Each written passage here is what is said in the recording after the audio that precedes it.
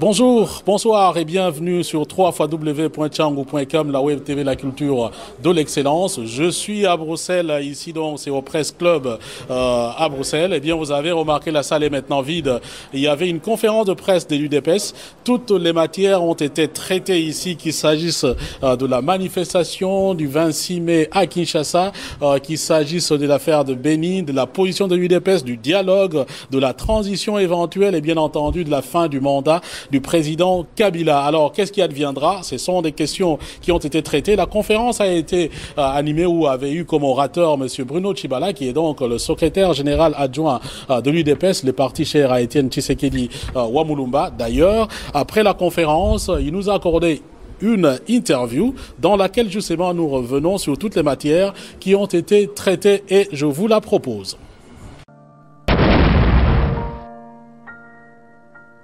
Voilà, Monsieur Bruno Tshibala, vous êtes donc le secrétaire national, disons le secrétaire général adjoint de l'UDPS. Vous êtes en Belgique, vous venez de tenir un point de presse. Mais première chose, l'UDPS nous a habitués un peu à plusieurs sons des cloches. Quand on parle, il y a un autre qui parle. Finalement, on ne sait plus sur quelle direction. Est-ce que je peux avoir les assurances que voilà, je parle avec quelqu'un qui engage réellement l'UDPS, qui ne sera pas contredit dans quelques heures? Je suis le porte-parole de l'UDPS. Lorsque j'ai dit quelque chose, j'ai traduit la pensée du président et de la direction politique du parti. Donc, lorsque j'ai dit quelque chose, ça vient effectivement de l'UDPS.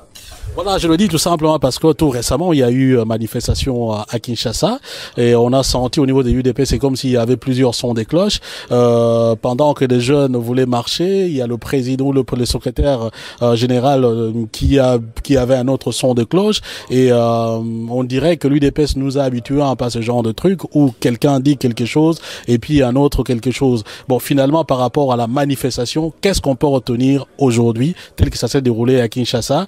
Quelle a été la participation de l'UDPS? Est-ce que ceux qui étaient là représentaient réellement l'UDPS ou bien c'était à contre-courant qu'ils l'ont fait? D'abord, je tiens à affirmer que l'UDPS a pour président M. Etienne Tshisekedi Wamulumba qui l'engage auprès du tiers et qui détermine sa ligne politique. Le président Tshisekedi avait dit clairement, depuis son message du 24 avril, que l'UDPS va s'associer à toutes les actions qui tentent à sauvegarder l'état de droit, les valeurs de la République. Et donc, la manifestation d'hier a connu effectivement la participation des combattants de l'UDPS qui étaient très nombreux et ils y ont été avec l'accord de la direction politique. Il n'y a pas eu des divergences à ces sujets. L'UDPS soutient toutes les actions qui rejettent l'arrêt inconstitutionnel rendu par la Cour constitutionnelle, un arrêt fantaisiste, et c'est ainsi que la direction du parti, le président entendu, avait soutenu les combattants qui ont pris part à cette manifestation. Et pour ce qui est de leur participation, c'était une participation nombreuse. La plupart de nos jeunes ne sont pas restés chez eux, ils ont été de cette manifestation et nous pouvons dire que leur participation a été déterminante. Alors, participation déterminante, c'est qu'on souhaiterait justement parce que pour que vraiment qu'on puisse avoir des résultats, du moins en ce qui concerne ceux qui sont en train de travailler pour l'alternance, il faudrait que l'opposition soit unie. Mais c'est comme si vous êtes unis dans certains domaines, vous ne l'êtes pas dans d'autres. Je veux parler, par exemple, en termes de combat pour contre, disons, la décision de la Cour constitutionnelle. On vous a vu avec tous les autres, mais en ce qui concerne le dialogue, vous ne parlez pas le même langage. Voilà, et d'aucuns estiment finalement, en allant au dialogue, vous vous présentez un allié objectif où l'UDPS est allié objectif du pouvoir en place. Parce que ça permet à Kabila de gagner du temps et donc peut-être au final de pouvoir glisser. C'est le président Tshisekedi qui a été le premier à lancer un appel au rassemblement des forces du changement, donc les forces de l'opposition.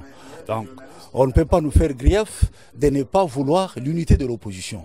En ce qui concerne le dialogue, comme vous le savez, c'est notre culture.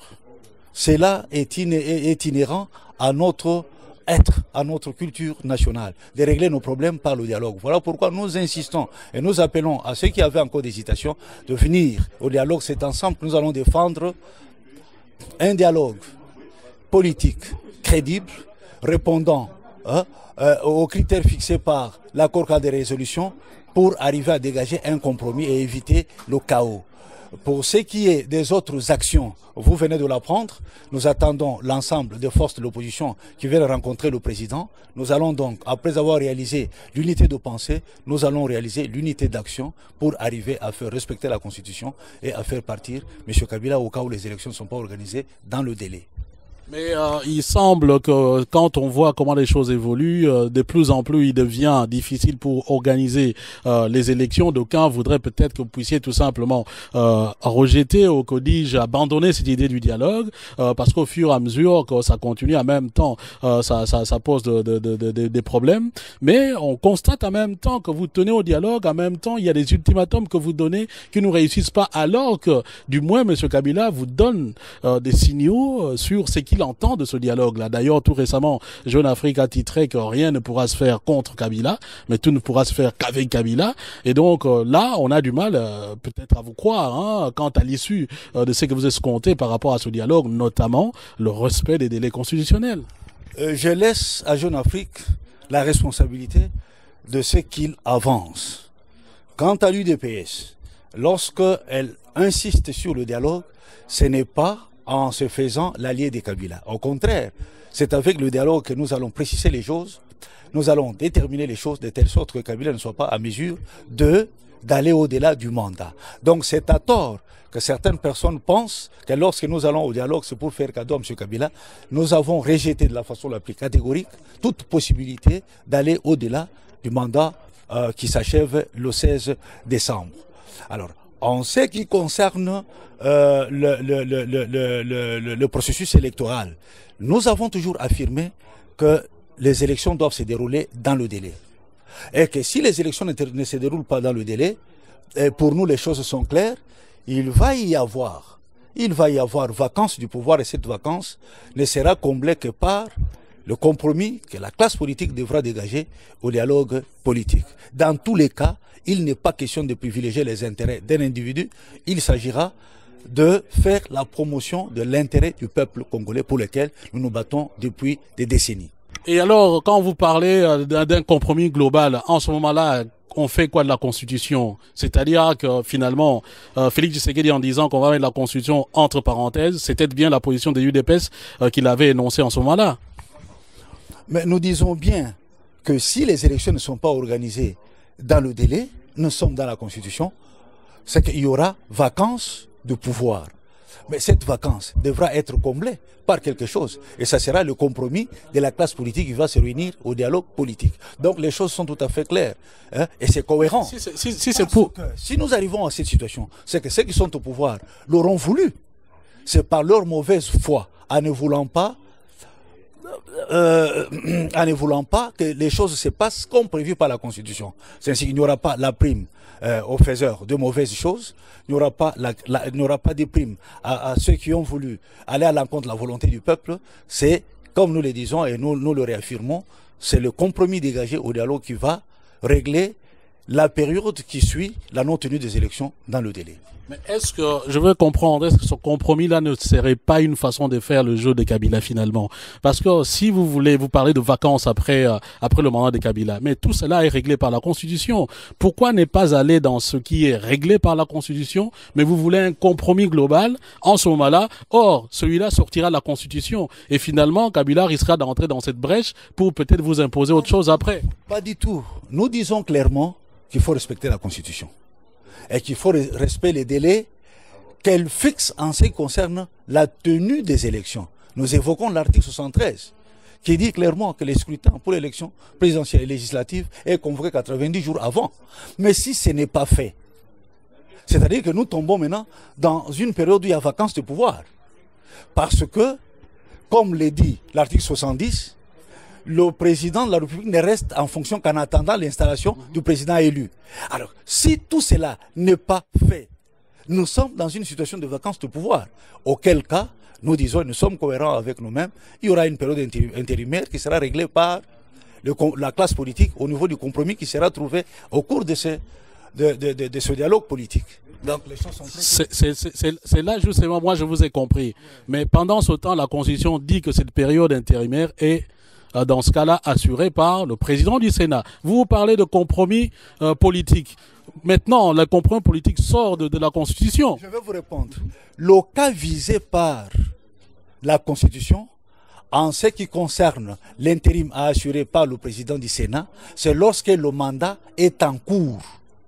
Lorsque le mandat est en cours et qu'il y a une cause qui vient empêcher la poursuite de ce mandat par le président en fonction, là, c'est le président du Sénat qui fait l'intérim. Quand il y a décès, quand il y a démission, quand il y a